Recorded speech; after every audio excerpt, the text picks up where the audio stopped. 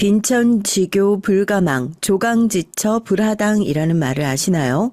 과거 후한의 시조 광무제 때 송홍이란 대신이 황제에게 한 말로 가난하고 천할 때 사귄 친구는 잊어서는 안 되며 어려울 때 고락을 함께한 아내는 집에서 내쫓으면 안 된다는 말이라고 합니다. 전 이 말을 어렸을 때부터 저희 아빠에게 귀에서 피가 나도록 들으면서 자라왔어요. 남의 경사에는 못 가는 일이 있더라도 애사엔 빈주머니로 가는 안이 있더라도 옆에 가서 함께 가서 울어주라고요. 그게 평생 함께 가는 인연이라고 말입니다. 내가 풍요로울 때야 내 곁에 사람들이 꼬이는 것이 당연하지만 힘들고 어려울 때 옆에 있기는 쉬운 일이 아니라고요. 그만큼 귀한 인연이니 절대 놓치지 말고 붙들어 두어야 한단 말이겠죠. 전 요즘 아빠가 해주신 이 말씀 한 귀로 듣고 한 귀로 흘렸던 이 격언이 아주 가슴 깊이 새겨지는 나날들을 보내고 있습니다. 제가 이번에 겪은 이 사연에서 누군가는 이 가난하고 천할 때 사귄 친구에게 도움을 받고 어려움과 고락에 처한 아내인 전 집에서 내쫓기게 됐으니까 말입니다. 격언이 괜히 격언이 아니구나 싶더라고요. 그래서 인생에서 가장 힘든 순간이 찾아왔기에 함께 할 수 없는 얄팍한 인연을 걸러낼 수 있었으니 힘들 때 함께한 가족들을 더 소중히 여겨야겠다는 생각이 다시 한번 듭니다. 한자를 알아듣지도 못하는 딸에게 논어며 맹자며 옛 성현들의 가르침을 귀에 피가 나도록 가르친 저희 아빠의 직업, 교수시냐고요? 아니요. 노가다판에서 벽돌 나르시던 노가다꾼이었습니다. 공부를 하면 평생에 한이 맺혀 계신 분이었죠.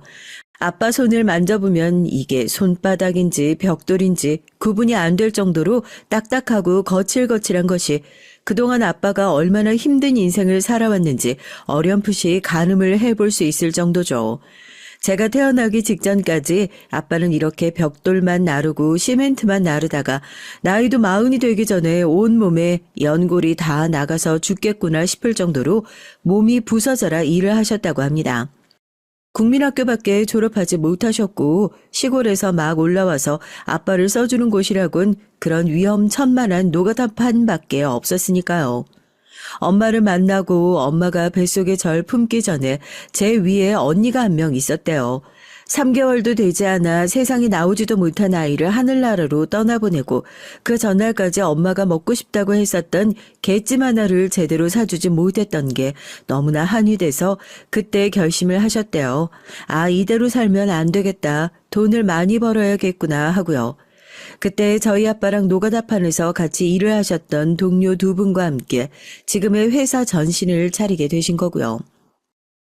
아빠, 지금 회사 차린 얘기만 몇 번째야? 내가 나중에 아빠 자서전도 대신 집필할 수 있겠어. 이 다음에 그 얘기하려고 그러지? 중간에 회사가 망할 뻔했는데 너희 엄마가 너 임신한 몸으로 나가가지고 아르바이트를 하면서 공장을 먹여 살렸다고. 그래 임마, 빈천지교 불가망, 조강지처 불하당. 아우, 가난하고 천할 때 사귄 친구는 잊어선 안 되며 어렸을 때 고락을 함께한 아내는 집에서 내쫓으면 안 된다. 외웠어. 그래서 엄마가 지금까지 집에서 손 하나 까딱 안 하면서 지내고 있는 거 아니야. 나도 나중에 남편이랑 결혼하면 까딱 망할 뻔했을 때 아르바이트로 집안 일으켜 세우던가 해야지. 엄마는 그때 공덕으로 지금까지 전업주부 하시면서 편하게 지내시는데 왜 딸인 난 이렇게 산업전선에서 고생을 시키냐 이거야. 그거야 임마, 너도 아빠처럼 이렇게 밑바닥부터 차근차근 올라와야 할 거 아니야. 네가 아빠 자식이라고 안 그래도 회사에서 수군거리는 사람이 많은데 네가 뭐 배운 게 있다고 입사하자마자 대리를 달 거야, 과장을 달 거야.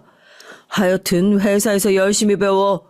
너랑 같이 들어온 사람들 다 괜찮고 대단한 사람들이더구만. 이왕이면 다 같이 정규직 전환되면 좋겠어서 그래. 그때 아빠와 함께 회사를 차린 동료분들이 지금 회사에 모두 다 남아 계시진 않지만 그분들과 함께 꾸준히 회사를 일궈오셨고 또 수많은 직원들을 키우고 내보내셨고 그 사이에 몇 번이나 회사가 망할 뻔한 위기가 있었지만 아빠가 귀에 딱지가 않도록 얘기하는 것처럼 직원분들과 엄마의 노고가 있었기에 회사가 망하지 않고 여기까지 살아남을 수 있었다는 얘기. 결국 국민학교밖에 졸업하지 못한 아빤 지금 건설업계에서는 나름대로 이름난 회사 중에 하나의 대표 자리까지 올라올 수 있게 됐죠. 뭐 정석적인 코스를 밟아가지고 회사를 승계받은 다른 기업들의 대표와 달리 정말 노가다판에서 흙바닥에 굴러가면서 올라오신 경험이 있어서 그런지 누구보다 땀 흘려 버는 돈의 가치를 늘 강조하셨어요. 저는 잘 모르지만 그쪽 업계가 워낙 빡세다고 하더라고요. 물론 아빠처럼 밑바닥부터 차근차근 올라오신 분들도 있지만 회사를 아버지로부터 또 그 아버지로부터 물려받으면서 부를 축적해온 사람들, 소위 말해 지역 유지라고 불리는 사람들이 권력의 핵심 멤버들과 결탁하면서 세력을 키워나갔던 곳이니까요. 그런 곳에서 흙수저 같은 아버지가 살아남을 수 있었던 노하우는 누가 뭐라고 해도 사람이었습니다. 어떻게 보면 핵심 멤버라고 할 수 있는 사람들이 지금 아빠 회사에 단 한 명도 남아있지 않은 이유는 기를 쓰고 아빠가 졸업을 시켰기 때문이거든요. 아빠 회사가 있고 제가 지금 살고 있는 곳이 좀 시골이에요. 땅값도 싸고 나름대로 여기서 털을 잘 잡아왔기 때문에 이제 아빠는 회사를 옮기는 것 자체가 힘들지만 여기서 일을 했던 사람들은 여기서 쌓아왔던 능력과 노하우로 이직을 하거나 회사를 차렸으면 좋겠다 싶어서 회사에 좀 오래 남아있다 싶으면 너도 네 회사 차려서 나가야지 않겠냐면서 그렇게 등을 떠밀었다고 하더라고요. 아빠랑 같이 일을 하는 것이 좋아서 여기 남아서 회사에 보탬이 되겠다는 사람한테도 내가 창업을 하는데 보탬이 좀 될 테니까 나가서 더 큰 물에서 놀라면서 그렇게 내보낸 사람들이 지금은 서울이며 경기며 심지어는 해외에 나가서까지 회사를 차리고 자기 일을 하고 계시고 있고요.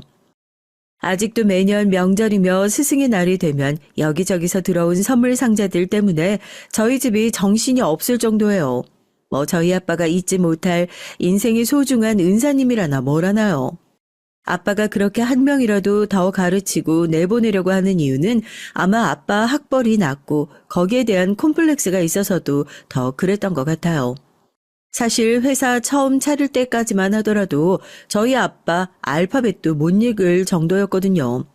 국민학교 졸업에다가 뭐 생활에 필요한 것들은 일을 하면서 배워왔으니 생계를 책임지고 회사를 꾸리고 하느라 바빠서 공부할 시간도 없었던 거죠. 그러다 보니 회사에서 같이 일하는 직원들이 학비가 모자라서 공부를 못한다, 중간에 학업을 포기한다 이런 소리가 들리면 두 팔을 걷어붙이고 나서서 공부를 시키고 저희 아빠 회사에 아직도 직원들이 대학원을 간다 하면 대학원을 졸업할 때까지 대학원 비용을 전부 지원해주는 제도가 있을 정도니까 뭐 말 다 했죠. 그런 아빠의 헬리콥터 기질은 아빠의 하나밖에 없는 딸인 저도 피해갈 수 없었습니다. 공부면 공부, 아르바이트면 아르바이트. 제가 학교 다닐 때요. 이게 좀 슬프고 웃긴 얘기긴 한데요. 제 친구들이 나중에 해준 얘긴데 저희 집이 엄청 가난한 줄 알았다잖아요. 가방도 떨어질 때까지 쓰고 뭐 용돈도 다른 애들에 비해서 적으니까 항상 아껴 쓰고 그 적은 용돈도 가계부까지 써가면서 쪼개고 쪼개면서 쓰고 그런데 졸업하고 나서 몇 년 후에 학교 앞에 제 이름으로 동문회에 장학금을 기부한다는 현수막에 걸려있는 걸 보고 다들 뜨악하면서 연락이 온 거예요. 네가 무슨 TV에 나오는 폐지 줍는 할머니냐고요. 그렇게 한 푼 두 푼 모아가지고 장학 기부한 거 아니냐고 하면서요. 나중에 친한 친구들 몇 명에게만 사실 저희 아빠가 땡땡 기업 대표님이다 하고 밝혔을 때 진짜로 믿는 친구들이 한 명도 없었다니까요. 뻥도 정도껏 치라면서요. 그 정도로 여유롭지만 여유로운 티를 내면서 살아오지 않았어요. 뭐 그런 짜잘하고 쓸데없는 절대 돈을 쓰지 않더라도 나중에 꼭 돈을 써야 할 것이 있으면 아끼지 말고 큼직하게 써라. 아직도 그래서 매해 졸업한 모교에 장학금 명목으로 기부를 진행하고 있습니다. 이런 것들을 사연 쓸 때 자랑하지 언제 자랑하냐 싶어서 넌지시 끼워봅니다. 몸이 편해지면 마음이 해이해지는 법이라고 그게 저희 아빠의 인생 철학이거든요. 대학 다니면서도 안 해본 아르바이트가 없을 것 같아요. 학교를 다니면서 남는 시간을 쪼개가면서 동해 번쩍 서해 번쩍 나타나서 일을 하는 저를 보고 친구들이 혀를 내둘렀죠. 넌 뭐 하루를 48시간으로 사냐고요. 대체 이렇게 공부를 하고 일하면 잠은 언제 자냐는 거냐면서요. 다른 금수저들 보면 대학도 대충 다니고 유학 간다는 핑계로 해외에 나가서 거의 놀다 들어오고 하는데 왜 저만 이렇게 아등바등 사냐고. 그러니까 금수저 설이 뻥 아니냐는 소문이 돌고 그러는 거죠. 넌 어차피 졸업하고 나면 너희 아빠 회사 들어가는 거 아니었어? 아니 뭐 아빠 몰래 빚이라도 진 거야? 무슨 아르바이트로 그렇게 열심히 하냐? 그러지 말고 놀러 가자, 응? 너 혹시 우리 아빠 만나게 되면 우리 아빠 앞에서 절대 그 얘기하지 말아라. 한 3시간짜리 설교감이니까. 우리 집에선 일하지 않는 자 먹지도 말아라 모두야. 학비도 내가 직접 벌어가지고 다니는 거 아니면 대졸로 살 생각 꿈도 꾸지 말라신다. 아빠 회사 뭐 아무나 들어가는 동네 구멍가게냐고. 회사 들어오고 싶으면 성적도 제대로 맞아가지고 다른 사람들이랑 제대로 경쟁하라고 하시잖아. 난 솔직히 얘기해서 우리 아빠 회사 입사 지원서 넣는 게 제일 싫어. 다른 회사 쓰고 싶은데 경쟁 업체 써봐. 우리 아빠 또 난리 난다. 그런 성격의 아빠인데 딸이 낙하산으로 들어가는 꼴을 봐주실 리가 있겠어요.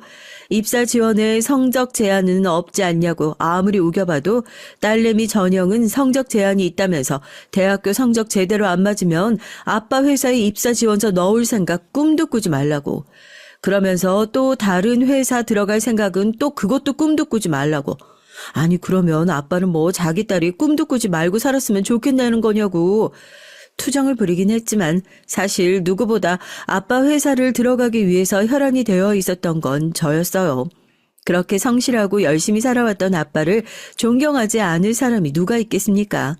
제가 우스갯소리로 하는 얘기지만 나중에 아빠 돌아가시고 나면 아빠 자서전, 아니 위인전은 내가 집필하겠다고 할 정도로 저한테는 가장 존경하는 인물 중 한 사람이니까요. 그런 아빠 밑에서 아빠 딸이 아닌 직원으로서 일을 배우고 싶다는 생각으로 다른 생각 안 하고 성실하게 살았어요. 은근히 또 뿌듯해하면서 밖에 나가선 딸 자랑 엄청 하신다고 그러시더라고요. 그렇게 힘들게 들어간 회사에서 이제 또 정규직 전환을 위해서 다른 인턴들이랑 공정하게 사실은 저한테만 더 엄격한 기준이 적용되는 것 같지만 경쟁을 했고 당당하게 정규직 전환으로 아빠에게 큰 소리를 칠 수 있게 됐습니다. 어떻게 보면 아빠의 입맛에 딱 맞춘 완벽한 딸내미의 인생을 살아가고 있었던 것이었죠.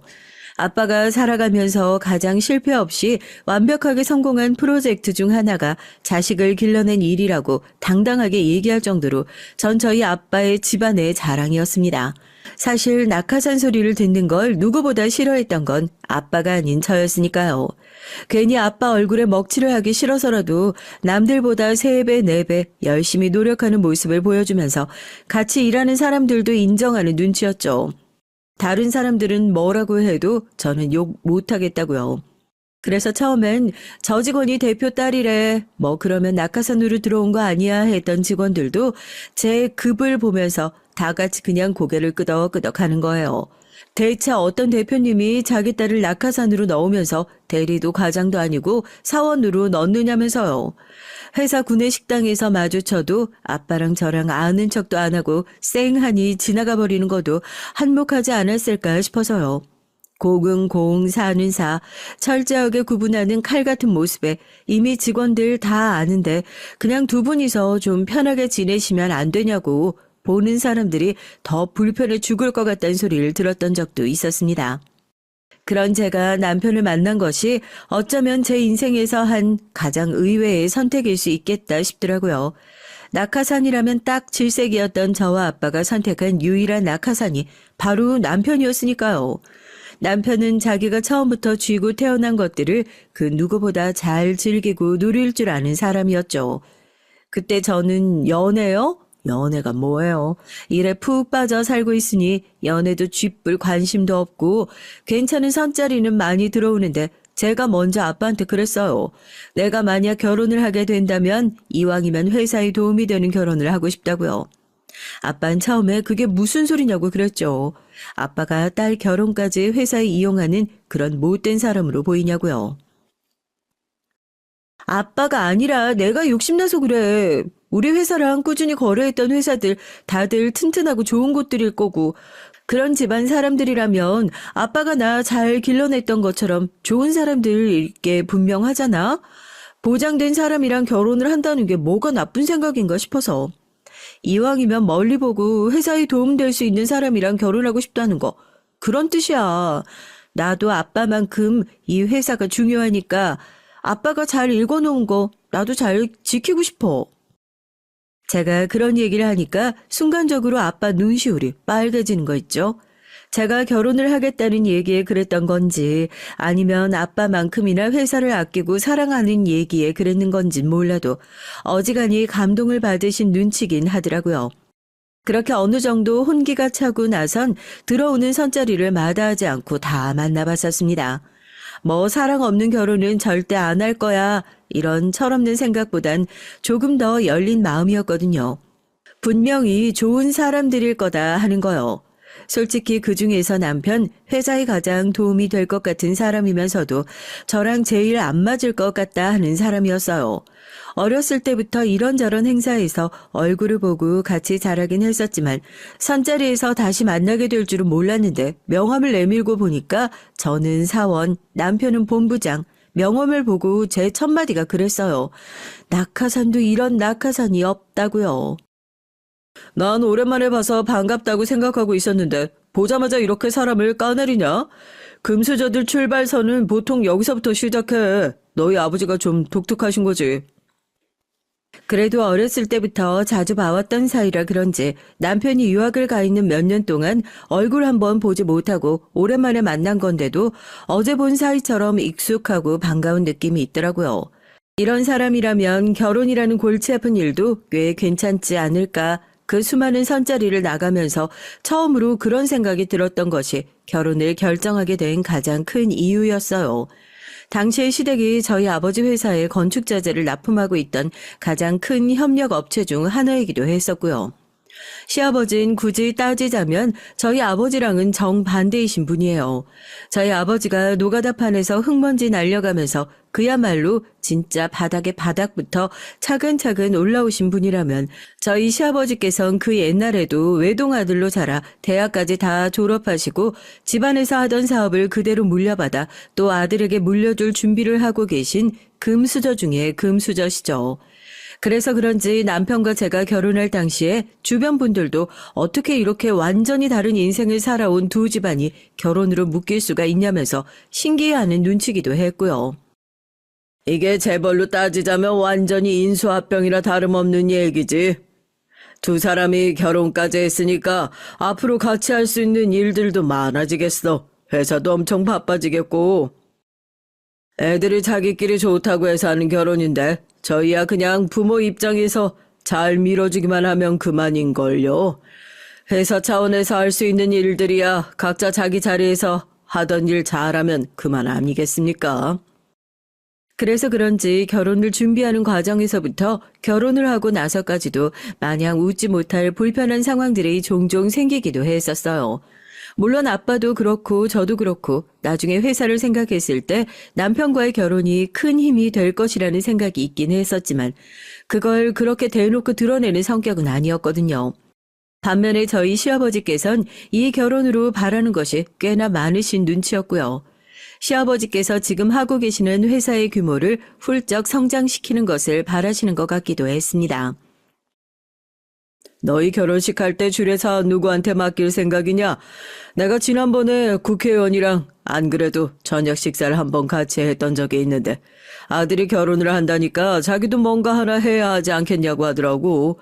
애들 주례사는 그쪽에 맡기는 게 어떻겠습니까? 아무래도 국회의원 줄이라도 하나 잡아놔야 나중에 회사 운영하는 데 도움도 될 거고. 국회의원이랑 애들이랑 무슨 연고가 있다고요? 이미 주례사는 저희 딸 은사님이 해주시기로 얘기가 되어 있는 상황이고 지금도 잘 굴러가고 있는데 굳이 정치권이랑 얽혀서 불편한 상황 만들고 싶지도 않고요. 뭐 나중에 따로 식사 대접은 제가 하겠습니다. 결혼이라는 게 집안과 집안 간의 만남이라는 것은 잘 알고 있었지만 어쩜 이렇게 안 맞아도 안 맞을 수가 있을까? 중간에 껴있는 저만 난감한 상황이 한두 번이 아니었죠. 또 아빠가 딱 잘라서 거절을 하면 시아버지께서도 뭐라고 더 추진해보자고 얘기를 할 수 있는 것도 아니고 매번 저렇게 거절을 당하는 것도 민망하시겠다 싶어서 제가 집으로 돌아가 아빠에게 넌지시 맞춰드릴 수 있는 건 좀 맞춰드리면 안 되겠냐 얘기를 해도 한 번 저렇게 하기 시작하면 해줘야 될 게 끝도 없다면서 아빠 말 들으라고 단호하게 거절하시더라고요. 그런데 은근히 자존심 상하시는 게 뻔히 보여서 저 역시도 마음이 편치만은 않았죠. 결국 시아버지가 요구했던 주례사며 축사며 화환들이며 결혼식에 있었던 불필요한 허례허식들이 아버지의 묵살에 의해서 많이 제외가 됐고 그렇게 아빠의 바람대로 소소하고 적당선에서 결혼식이 어찌저찌 잘 마무리되긴 했습니다. 시아버지께서 한 번도 저희 아빠 앞에서 대놓고 티를 내신 적이 없어서 어느 정도 다 수긍을 하고는 계시는구나 싶었는데 결혼식이 끝나고 인사를 드리러 시댁에 가니 술을 어느 정도 드신 시아버지께서 한마디를 하시더라고요. 너희 아버지가 워낙 꼿꼿한 거 이 바닥에서 모르는 사람이 없으니까 내가 그러려니 하겠는데 원래 이 업계라는 게 그렇게 해가지고는 성공할 수가 없는 법이거든. 싫은 사람들이랑 같이 얽히기도 해야 하고, 가끔은 내 마음에 안 차는 사람들도 챙겨주고 해야 나중에 그 사람들 덕도 보고 하는 법인데 그렇게 대쪽같이 굴었다가 나중에 한 방에 팍 꺾이고 그런 법이다. 나중에 회사 물려받아도 너희 아버지 같은 고집으로 그렇게 했다간 큰 코 다치는 날 올 거야. 넌 우리 집에 시집 온 걸 다행으로 알아야 돼. 대체 그런 성미로 어떻게 여태 안 망하고 회사가 버티고 살아남았는지. 아버지, 술이 좀 과하신 것 같아요. 이 사람 듣는데 말씀 좀 조심하셔야죠. 내가 뭐 틀린 소리 했냐? 배움이 깊어도 내가 곱절은 더 깊은데 매번 사람이 하는 말을 그렇게 꼬아서 들어가지고는 무슨 발전이 있겠냐 이 말이야. 회사가 작다고 무시하는 것도 아니고 넌 어쨌든 시집 왔으니 우리 식구다. 며느리가 그런 거야.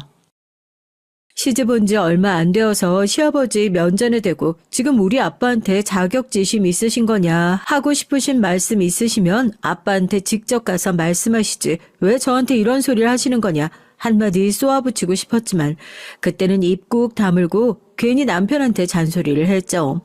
신혼 때부터 벌써 이런 소리 나오면 앞으로 어쩌자는 거냐고. 당신이 저런 소리 안 나오게 아버님께 말씀 잘 드려야 하는 거 아니냐고요. 아버지가 결혼식 준비하면서 자존심이 좀 상하셨던 모양이셔. 옛날 분들이 원래 그렇잖아. 대표로 있다 보니까 한 번도 안 된다는 소리 못 들어보셔서 그래. 당신이 조금만 이해해 주라. 오늘은 기분 좋다고 술도 많이 드셨고 평소에 저러시는 분도 아니고. 자격지심, 시아버지께서 저희 아버지에게 가지고 있었던 마음을 딱 4글자로 표현하면 자격지심이란 단어가 맞을 것 같아요. 전 두 분의 그 깊은 역사와 세월을 모르고 있었으니 어떤 마음인지 정확히 알지 못했지만 말입니다. 결혼을 하고 나서 주변 얘기를 들어보니까 알겠더라고요. 아무것도 없이 바닥부터 올라온 아버지가 훨씬 더 크고 튼튼한 회사를 가지고 있고 더 큰 목소리를 낼 수 있는 지위를 가지고 있다는 사실 하나만으로도 시아버지가 가지고 있다는 자격지심이 어마어마하다는 것을요. 좋은 회사 두 곳 만났으니까 더 좋은 곳이 되겠지 하는 안일한 저의 생각과 달리 그렇게 다른 환경에서 지내온 두 집안이 만난 것으로도 예상하지 못했던 트러블이 많이 발생할 수 있다는 것을 전 전혀 예상하지 못했습니다. 보통 사람들은 시댁과 친정 식구들이 다 같이 모여서 식사를 하는 자리가 1년에 뭐 몇 번이나 되겠어요. 결혼시키고 나면 서로 명절에 선물이나 주고받는 정도? 결혼한 두 사람이 친정과 시댁을 왔다 갔다 하는 정도가 되겠지만 저희는 가운데 일이라는 것이 엮여 있다 보니 자연스럽게 아빠와 시아버지 모두 모시고 온 가족이 만나게 되는 자리가 자연스럽게 자주 생기더라고요. 그때마다 두 분의 첨예한 의견 대립을 보는 것만으로도 살얼음판을 걷는 것 같았습니다. 얼마 지나지 않아 이 두 분이 제대로 날을 세우고 다투는 일이 생기게 됐어요. 그날 역시 회사 일 때문에 두 분과 함께 식사를 하는 자리였거든요. 아빠께서 식사 자리 내내 불편한 기색이시길래 혹시 무슨 일이 있으시냐 조용히 여쭤봤더니 숟가락을 탁 내려 놓으시더라고요. 요즘 들리는 얘기가 있는데 혹시 자재 영업 다니면서 뭐 저희 회사 얘기를 하고 다니시거나 그러시진 않으시죠? 다른 현역 업체에서 왜 이쪽 업체만 챙기고 드냐 이런 얘기가 너무 많이 들려서 아무래도 영업부 쪽에 신경을 좀 쓰셔야겠습니다. 사돈, 그렇게 말씀하시면 저도 섭하지요. 다른 사이도 아니고 사돈 사이인데 말씀하시는 것만 들으면 저희가 회사 이름 팔아가지고 자재 영업 다니는 줄 알겠습니다. 그냥 저희가 이쪽에서 되는 만큼만 그쪽에서도 챙겨달라. 그게 뭐 어려운 얘기라고. 다른 사람도 아니고 한 식구인데 그 정도 챙겨주시는 게 뭐가 그렇게 어렵다고요. 식구 챙기는 거야 어렵지 않아도 공과사는 구분해야죠. 한 번은 말씀드리려 했는데 아무리 저희가 결혼을 하고 다른 회사에서도 저희가 사돈지간인 걸 다 알고는 있어도 공적인 자리에서 호칭은 좀 조심해 주셨으면 좋겠습니다. 아무 말도 안 하고 식탁 위에 주먹이 하얘질 정도로 꽉 쥐고 있던 시아버지께서 먼저 일어나겠다면서 자리를 박차고 일어나셨고 뒤이어 남편이 그런 시아버지를 뒤따라 나갔습니다. 아버지께 무슨 일이냐고 여쭤보니 그동안 시아버지께서 저희 회사 이름을 팔아가면서 다른 회사들에게 저희 회사에 납품하고 있는 자재 수량을 뻥튀기 하고 우리 쪽에서 이만큼 챙겨주고 있으니 그쪽에서도 이만큼 챙겨줘야 하지 않냐. 자기가 어디랑 사돈지간인지 알고 있지 않냐 하는 식으로 얘기를 하고 다니셨다고 하더라고요. 그뿐만이게요. 아직 정황뿐이긴 하지만 저희 회사 쪽에다 납품을 하지 못하는 회사들에게 자리를 만들어주겠다는 식으로 넌지시 얘기를 하고 다니는 얘기들도 들리고 있어서 최대한 정중하게 주의를 한번 주어야겠다 싶었답니다. 아무리 그래도 식사 자리에서 너무한 건 아닌가 싶어서 저도 아빠 얘기를 듣고 나니까 이 정도로 끝난 것이 다행이다 싶을 정도였죠. 저도 집에 돌아가면 남편한테 다시 한번 주의를 줄 테니까 아빠도 너무 걱정하지 말라고 그렇게 안심시키고 자리를 파했습니다. 장인어른은 듣는 귀도 많은 자리에서 꼭 그렇게 우리 아버지 망신을 주셔야 속이 시원하시대? 그게 뭐 그렇게 어려운 일이라고. 같은 식구 됐으니까 그 정도 챙겨주시는 거 어려운 일도 아니잖아. 당신도 거기서 장인어른 좀 말려주지. 거기서 괜히 우리 아버지만 우스운 꼴 됐잖아. 나가고 나서 쪽팔린다고 난리를 치는 거 말리느라고 얼마나 고생한 줄 알아? 뭐? 지금 화낼 사람이 누군데 그래? 도움받고 싶으면 회사에 정식으로 절차 밟아서 도와달라고 하든지 결혼했다고 내 회사가 네 회사 되고 네 회사가 내 회사 되고 그래? 회사 이름 팔아가지고 다리 놔준다고 그렇게 말씀하시고 다닌다면서. 우리 아빠가 그 정도로 정중하게 얘기하고 끝낸 걸 다행인 줄 알아야지. 당신 지금 나한테 사과해야 맞는 거라고는 생각 안 해? 집에 돌아오니 남편은 오히려 저희 아버지를 원망하는 듯한 얘기를 하면서 왜 그 자리에서 제가 아버지를 말리지 않았는지 타박을 하더라고요. 저도 기가 막혀서 뭐가 그렇게 떳떳하고 당당하길래 회사 통해서 얘기를 못하고 뒤에서 우리 회사 이름 팔아가지고 다른 회사들한테 자리 만들어주겠다고 하고 돌아다니냐 따져 물었습니다. 남편도 거기까진 미처 몰랐던 건지 아니면 모른 척 하는 건진 몰라도 본인 아버지가 그럴 리가 없지 않냐면서 괜히 소문 가지고 장인어른이 생사람 잡는 거 아니냐고 슬쩍 발을 빼버리더라고요. 그 일 이후로 두 분의 사이는 걷잡을 수 없이 틀어지게 됐어요. 정확히 말하면 시아버지께서 일방적으로 저희 아빠와의 소통을 끊어버리셨다고 하는 게 맞겠죠. 그때 일이 어지간히 기분이 상하신 건지 업무적으로 볼 일이 있을 때도 남편을 대신 보내 처리하게 하고 불편한 티를 계속해서 내오셨어요. 아빠께서도 일을 떠나 사돈과의 사이를 본인이 틀어지게 하신 것 같아 마음이 영 불편하셨는지 절 시켜서 자리를 따로 마련해봐라 하셨지만 중간에서 며느리인 저만 깨질 뿐이었죠. 수준 차이 안 나는 회사랑 뭐 대화하실 거리가 있으시다고 만나 뵙기까지 하신다고. 앞으로 하실 말씀 있으시면 직원 통해 하시라고 그러셔라. 너희 아버지 좋아하시는 공적으로. 하지만 아빠와 저도 마냥 시아버지 기분을 풀어드리는데 매달리고 있을 수만은 없었습니다. 엎친 데 덮친 격으로 회사에 더 큰일이 생겼거든요. 한동안 건설업계에 피바람이 불었던 적이 있었습니다. 큰 건설업체들이 연거푸 줄도산을 하게 되고 저희같이 하청을 받는 업체들은 대금을 받지 못해 그야말로 온 회사에 비상이 걸린 상황이었죠. 일단 당장 직원들에게 나가야 하는 인건비며 결제 대금을 해결하기 위해 밤 늦게까지 일을 하는데도 해결해야 하는 것들이 줄줄이 밀려오는 통에 이걸 어디서부터 손을 대야 할지 감도 안 오는 상황이었죠. 그동안 한 번도 이렇게 회사가 크게 휘청였던 적이 없었는데 매일같이 거래했던 회사들이 도산을 했다는 소식이 들려오니까 이러다가 우리 회사도 잘못되는 것이 아닐까 싶어서 직원들 사이에서 분위기도 흉흉하고 좋지 않았어요. 그러던 중에 시아버지께서 먼저 연락을 주시더라고요. 솔직히 좀 반갑기까지 했습니다. 그동안 아빠와 날카로운 대립각을 세우고 계시긴 했었지만 이런 상황에서 시아버지가 나서주시면 상황을 좀 더 쉽게 해결할 수 있지 않을까 싶었거든요. 상황이 지금 어떻게 돌아가고 있는 거냐?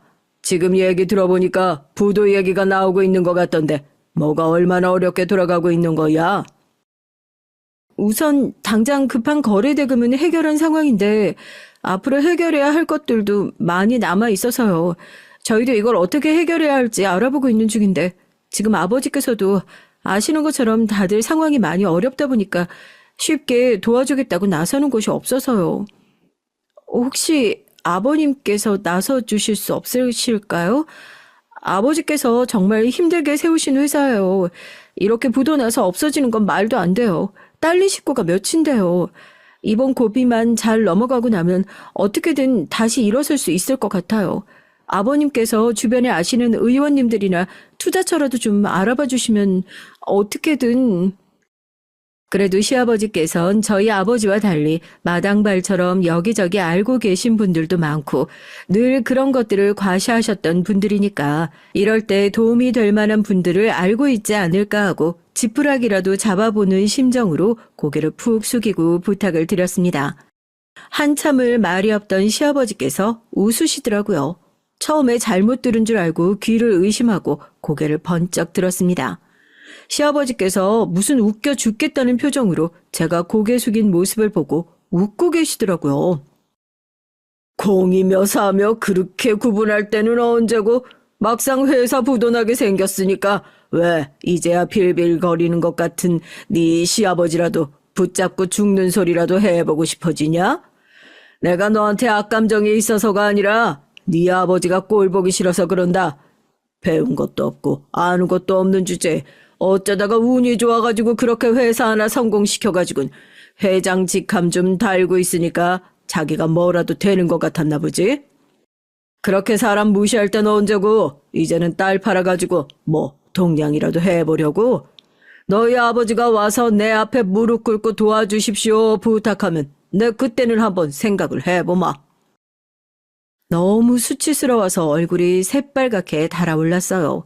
그동안 시아버지께서 저희 아버지에게 말도 안 되는 자격지심을 품고 있었다는 사실은 알고 있었지만 그걸 실제로 보게 되니 얼마나 추접스러운지요.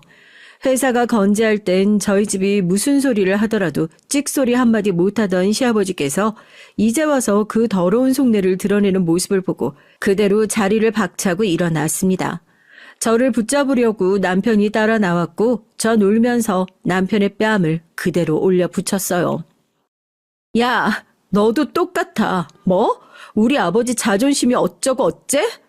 우리 집이 지금 당장 어려워서 내가 밤에 잠도 못 자는 거 뻔히 알면서 그 회사가 우리 아버지한테 어떤 회사인지 우리 집한테 어떤 곳인지 뻔히 알면서 내가 아버님한테 그런 소리 듣는데 너 옆에서 찍소리 하나 안 하더라? 이게 부부니? 이게 가족이야? 니네 식구들은 결혼하고 우리 집을 니네 집 발 밑에 두고 싶어서 결혼한 거야? 아직 부도가 난 것도 아니잖아. 그리고 진짜 어렵게 생겼으면 막말로 장인어른이 직접 오셔서 부탁을 하시는 거 그건 뭐 그렇게 어려운 거라고 그래. 자존심이 밥 먹여줘. 뺨을 한 대 더 올려붙이려고 하자 잔뜩 쫄아 얼굴을 찡그리는 남편을 놔두고 집으로 돌아왔어요. 그리고 마구잡이로 짐을 챙기고 호텔방을 잡아 들어갔습니다. 차마 친정에는 가지 못하겠더라고요. 시댁에서 이런 허접 쓰레기 같은 소리를 들었다는 얘기를 하기도 쪽팔리고 아빠한테 이런 말을 전하기도 싫고요. 당장 회사는 또 어떻게 될까 걱정스러운 게 산더미 같았는데 또 야박하게도 내일은 찾아왔습니다. 남편에겐 연락 한 통이 없더라고요. 그렇게 저희 회사는 최종적으로 부도 통보 예정을 앞두고 있었어요. 공식적으로 발표가 나지 않았을 뿐이지 이미 직원들에게 희망퇴직 절차를 안내하기 위한 준비를 하고 있는 상황이었습니다. 분명히 그 전날까지만 해도 그랬어요. 부도 통보 예정이 결정되었다는 소식을 듣고 가장 먼저 연락이 왔던 건 다름 아닌 시아버지였습니다. 올게 왔다 싶더라고요. 저도 시아버지에게 그런 소리까지 들었던 마당에 이제 무서울 게 뭐가 있겠어요. 부도 결정 났다며? 이미 소문 쫙 났던데 아주 벌벌 떨면서 도와달라고 하더니 쓸모없게 돼서 어쩌냐. 긴 말할 거 없이 이혼하거라. 그나마 볼 거라고는 돈밖에 없는 집구석이라 사돈 맺어놨는데 이제 그 돈까지 없으니 뭐 더 볼 게 있나? 아니요. 제가 먼저 말씀드리려고 왔어요. 이혼하려고요. 어제 보니까 알겠더라고요. 대학까지 나온 사람들이라고. 그래서 적어도 멍청한 티는 안 날 거라고 생각했는데 졸부티가 나도 너무 많이 나서요. 이렇게 금 낮은 사람들이랑 저희 집안은 사돈 못 맺겠다 싶더라고요. 결혼 생활 중에도 주변에서 저런 집이랑 어떻게 사돈 맺고 사냐고 돈만 밝히는 노인네라고 그렇게 욕을 할 때도 아니겠지 버티면서 살았는데 오히려 감사해요. 회사 일 때문에 머리 아픈데 아픈 거 하나 줄여주셔서요. 시아버지의 말이 끝나기도 전에 우다다 쏘아붙이는 저를 보고 시아버지와 남편 모두 띠용하는 얼굴로 절 쳐다보더라고요. 분명히 또 저 음침한 노인네가 부도 났다는 소식을 듣자마자 이혼 통보를 하고 자존심을 긁기 위해서 저한테 전화했을 거라는 걸 뻔히 눈치채셨거든요. 이왕 당할 거면 내가 먼저 한 대 치고 나오자 갈 때부터 그렇게 결심을 했어요. 이렇게 부도 났다고 내팽개에 쳐질 시댁이라면 내가 먼저 내팽개쳐 버리자고요. 부모님이랑 이런 방구 상의도 하지 않았지만 이런 꼴 당하고 온 걸 아신다면 분명히 잘한 선택이라고 응원해 주실 거라고 믿고 저도 나름대로 그냥 속 시원하게 질러버렸던 거죠. 아, 그리고 지금부터 부동산이든 뭐든 재테크 좀 열심히 해두세요. 그에 비해 그 아들이라고 그렇게 회사 운영하다가 분명 3년도 안 돼서 아들이 회사 말아먹을 게 뻔히 보이거든요.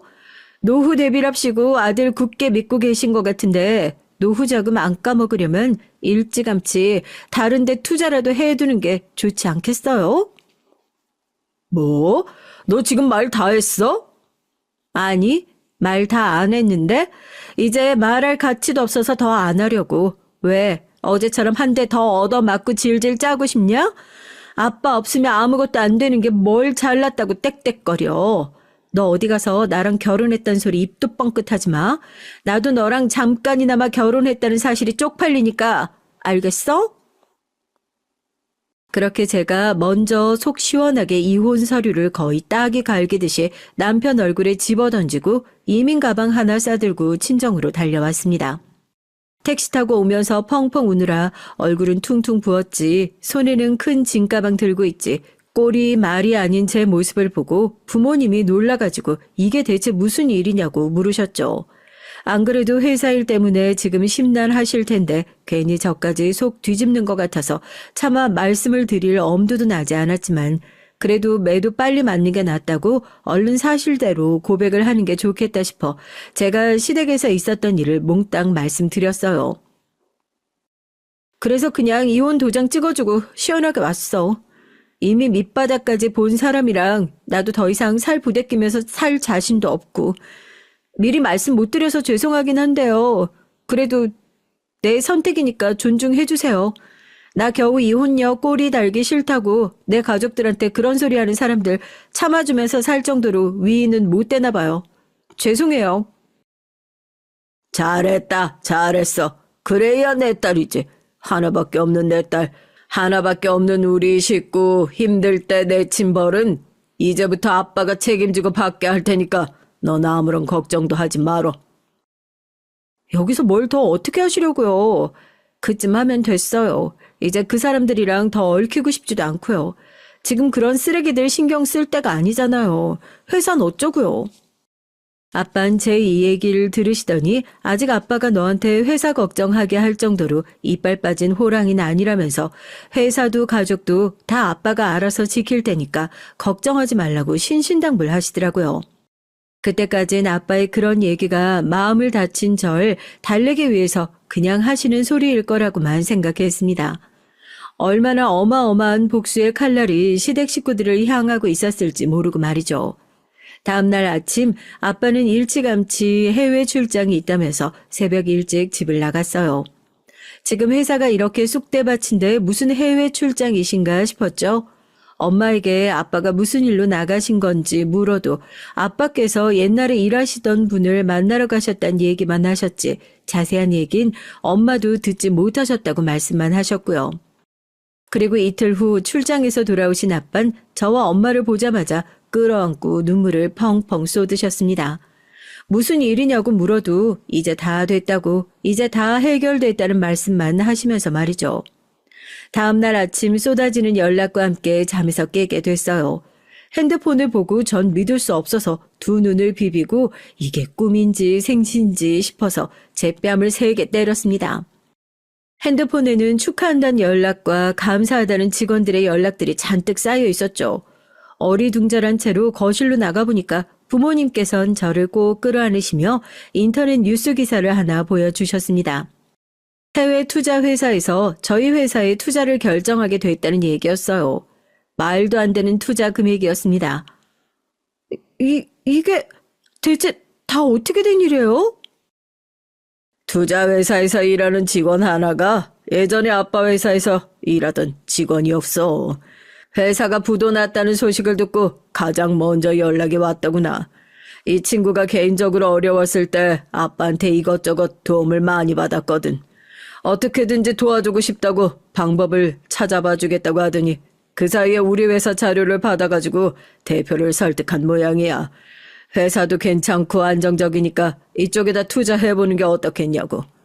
네 얘기 듣고 아빠도 여기서 무너지면 안 되겠다 싶어서 급하게 그쪽 회사 대표 만나러 출장을 갔다 왔던 거였고 혹시라도 잘못되면 어쩌나 싶어서 말도 못하고 갔던 건데 투자만 해주는 게 아니라 해외 쪽 건설 사업도 내후년부터 진행할 예정이라서 부도 걱정은 이제 없어.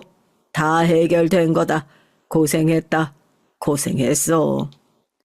하루아침에 이 모든 것들이 해결됐다는 게 정말 믿기지가 않더라고요. 그렇게 저희 세 식구는 아빠의 까칠한 손을 부여잡고 주저앉아 펑펑 눈물을 쏟았습니다.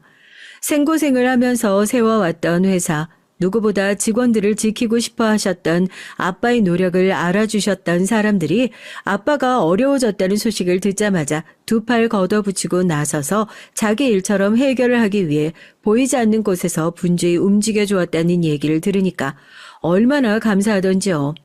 아빠 말대로 힘들 때 곁에 있었던 벗들은 서로 절대 잊지 않는다는 걸 다시 한번 깨닫는 순간이었습니다. 그렇게 저희 가족이 감동에 젖어 있는 순간 누군간 다급하게 저희 집 초인종을 누르기 시작했어요. 이 이른 아침에 누구인가 싶어서 확인을 하려고 하는데 엄마가 난색을 표하면서 절 쳐다보더라고요. 누군지 확인하니까 왜 아니겠어요. 시아버지와 남편이었습니다. 하여튼 소식 하나는 엄청나게 빠르구나 싶었죠. 어쩔까 하는 얼굴로 저를 쳐다보시는 엄마에게 아빠가 문을 열어주라고 고갯짓을 하셨습니다. 아이고, 회사 소식 들었습니다. 얼마나 같이 마음을 졸였는지 모르겠어요. 제가 우리 세아가 걱정 때문에 밤새 한잠도 못 잤는데 잘 됐다니 정말 다행이에요. 사람이 얼굴에 철판을 깔아야 높은 자리에 올라갈 수 있다고 하더니 거지 같은 집이랑은 사돈 못 맺는다고 목에 핏대 세워가던 양반이 회사 살아났다는 소식 듣자마자 꽁지가 빠져라 뛰어온 거 보니까 급하시긴 많이 급하셨나 봅니다. 그런데 이걸 어째요? 제가 말씀드렸지 않습니까? 공은 공이고 사는 사라고.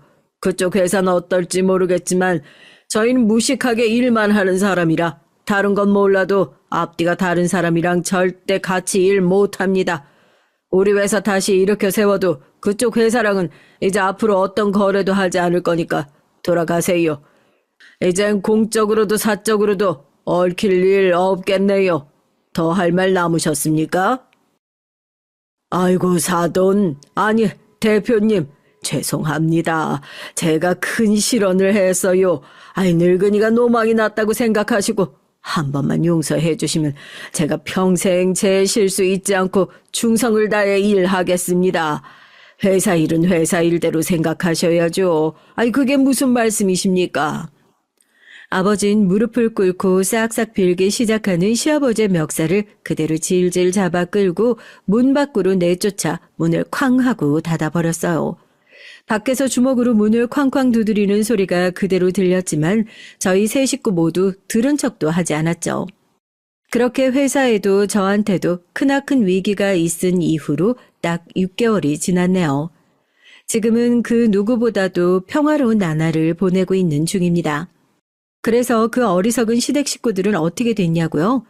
설마 거기서 그렇게 멱살 잡고 끌어내고 끝내버린 거 아니냐고요? 설마요. 하나밖에 없는 딸 가슴에 비수를 꽂은 사람들을 저희 아버지께서 그렇게 두고 보고 놔두셨을 리가 없죠. 아버지가 회사에 복귀하시자마자 가장 먼저 하셨던 일은 말씀하셨던 것처럼 시댁 쪽과 했던 모든 거래들을 다 끊어버렸던 것이었습니다. 지역에서 가장 큰 업체였던 저희 쪽에서 시댁이랑 손을 놔버렸다. 이혼을 진행 중에 있다라는 소문이 파다하게 퍼지면서 저희 쪽과 일을 진행하려는 다른 업체들도 순차적으로 거래를 끊기 시작하더라고요. 아빠는 그 사이에서 어떠한 종용도 하지 않으셨는데 말입니다. 졸지에 거래처들이 뚝 끊겨버린 시댁은 대금 납부 기간을 맞추기 위해 헐값에 자재를 넘기려고 여기저기 알아보다가 큰 손해까지 봐가면서 해외 쪽에다가 물건들을 넘기면서 회사 재정에 큰 어려움을 겪고 있는 모양이었어요. 이혼은 둘째치고 이젠 그쪽에서 회사가 어려워져서 여기저기 손을 벌리고 다닌다는 소식이 들려오는 걸 듣고 있으려니까 속이 후련하더라고요. 빈천지교 불가망, 조강지처 불화당. 만약 그 고생을 시댁에서 함께 나누어 주었다면 평생 그 은혜를 잊지 않고 또 어떤 끈끈한 가정이 되었을지 모르겠습니다. 어떻게 보면 남의 불행을 비웃는 사람들이 그 불행을 그대로 뒤집어 썼으니까 그것보다 더한 권선징악이 있을까 싶어요. 저희 가족은 잠깐의 불행일 줄 알았던 사건을 통해서 서로가 얼마나 더 끈끈한 사이인지 깨달을 수 있는 계기가 됐네요. 앞으로 살면서 어떤 어려움을 마주하더라도 아빠의 그 가르침을 잊지 않고 사람들 곁에 함께 있을 수 있는 사람으로 살아가려고요. 혹시라도 지금 힘든 일을 겪고 계신 분들이 있다면 그 힘든 시간 속에서 여러분의 옆에 계시는 소중한 사람들이 누군지 한번 둘러보셨으면 해요. 그리고 그 소중함을 잊지 않기를, 그 잡은 손을 놓는 어리석은 행동을 하지 않기를 조심스럽게 충고드리면서 제 속 시원한 사연은 여기서 마무리하도록 하겠습니다. 안녕하세요. 저는 60대 후반에 회사를 운영하고 있는 아줌마입니다. 전 추위를 많이 타는 편이라 계절 중에 겨울을 가장 안 좋아하는 편인데요. 제가 운영하는 화장품 회사 출장 건 때문에 요즘은 왔다 갔다 할 일이 많아 몸이 피곤하네요. 그래도 차 안에서 비행기 안에서 듣는 사연 채널 덕분에 심심찮은 위로가 되고 있습니다. 혹시 여러분은 동창회에 나가시는 편인가요? 전 지금으로부터 오래전 동창회에 나간 기억이 있어요. 거기서 악연을 만나는 엄청난 일이 벌어졌죠. 그 덕분에 지금도 동창회 가면 그 기억이 가장 먼저 떠오르곤 합니다. 얼마 전에 평소처럼 출장을 가며 사연을 듣다 저도 모르게 그 기억이 떠올라서 한번 적어보게 됐는데요. 필력은 훌륭하지 않지만 꼭 여러분들과 공유하고 싶은 마음에 적어봅니다.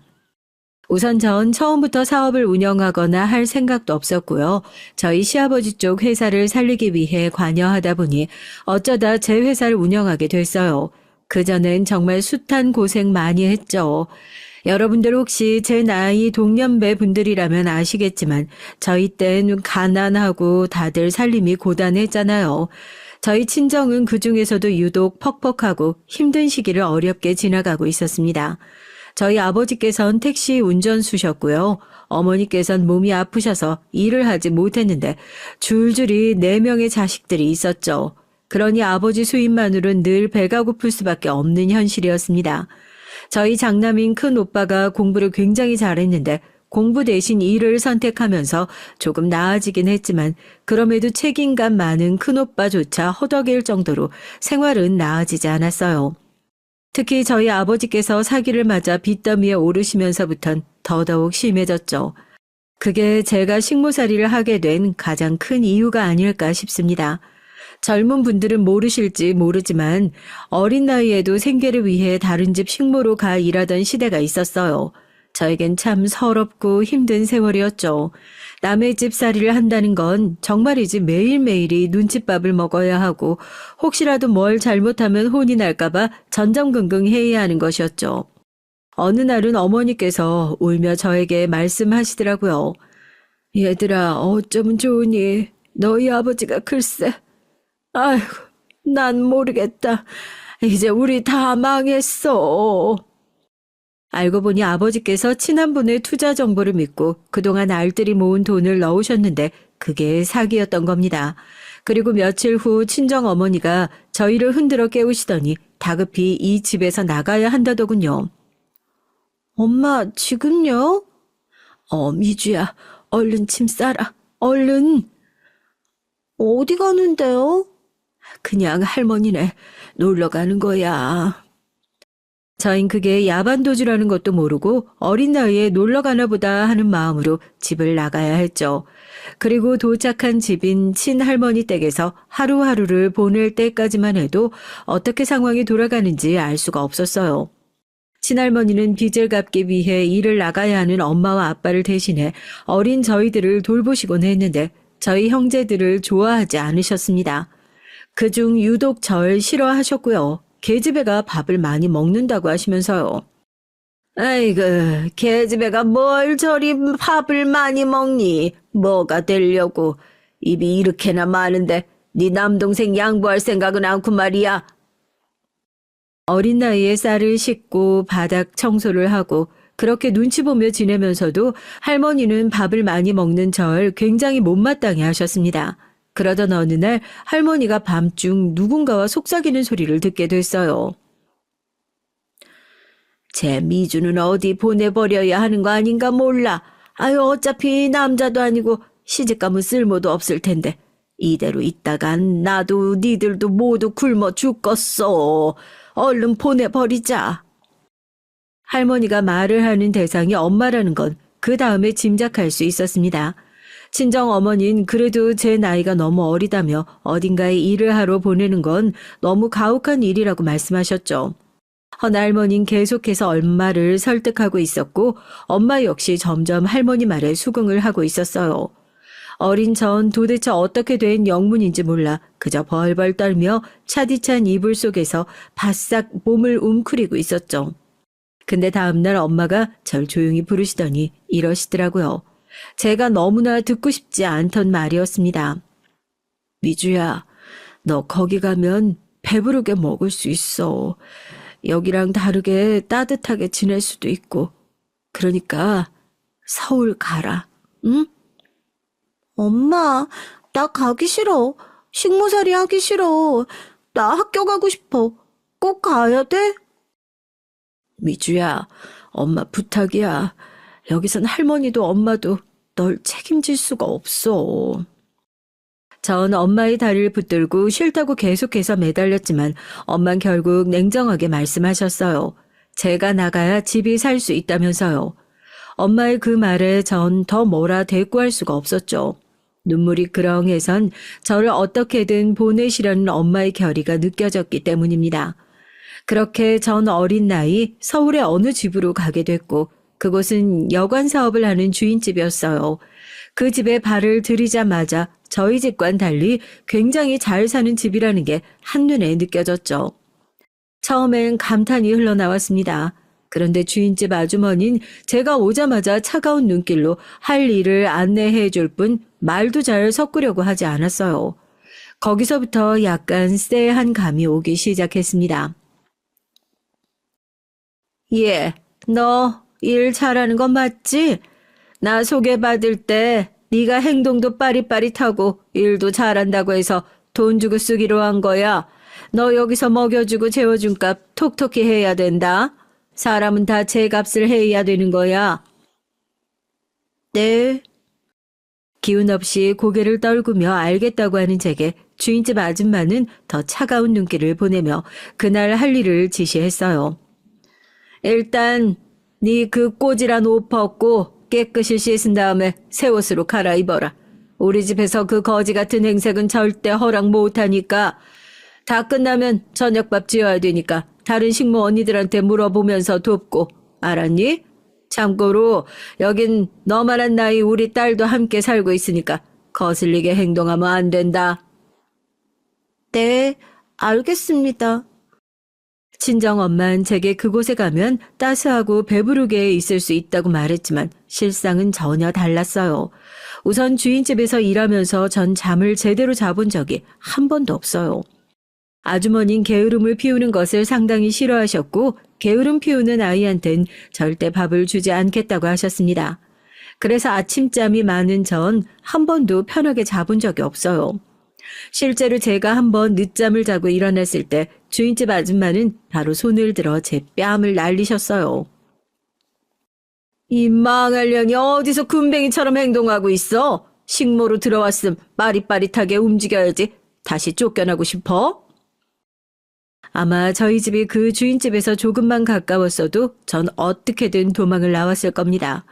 그런데 이미 집에서 너무 멀리 떨어진 곳에 와 있던 이상 전 굶어 죽지 않기 위해서 밥과 김치만이라도 먹게 해주는 것에 감사하며 지내야 했죠. 그 어린 나이 아침에 일어나 연탄불에 밥을 하고 졸린 눈을 비벼가며 다른 식모들과 함께 빨래비누로 옷을 하나하나 빨고 물에 찬 기운 때문에 손끝이 벌게졌는데도 혹여나 깨끗하게 안 빨면 날아올 뺨 세례가 무서워 한겨울에도 정말이지 이를 악물고 빨래를 했던 것 같네요. 정말 지금 생각해도 너무 혹독했어요. 그 집 주인 아줌마가 성격이 보통이 아니었습니다. 얼마나 깐깐하고 아랫사람들을 무시하는지 식모라고 해봤자 다 저처럼 어린아이들이 많았는데 한 명이라도 일을 제대로 못했다고 하면 가차없이 내쫓거나 물리적인 가학행위를 하곤 했어요. 그 때문에 도망을 간 친구도 한 명 있었고요. 아직도 이름이 기억나는데 정순이라는 이름의 친구가 어느 날 심한 감기에 걸려 그만 주인집 아저씨 생신상을 못 차리고 잠에 들어버린 겁니다. 그리고 집에 돌아와 그 사실을 알게 되신 주인집 아줌마가 노하셔서는 손에 잡히는 쇠집게를 들고 정순이를 구타하기 시작했어요.